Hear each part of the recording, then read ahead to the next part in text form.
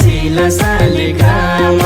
रुरु क्षेत्र सिंहेश्वर बङ्गा कोटकी रानी रुरु कन्या सिंहलेसी देवदत्त ज्ञानी माघे मेला गाई जात्रा लागे पञ्चे बाजा थरी थरी जात धर्म फुलबारी हो साझा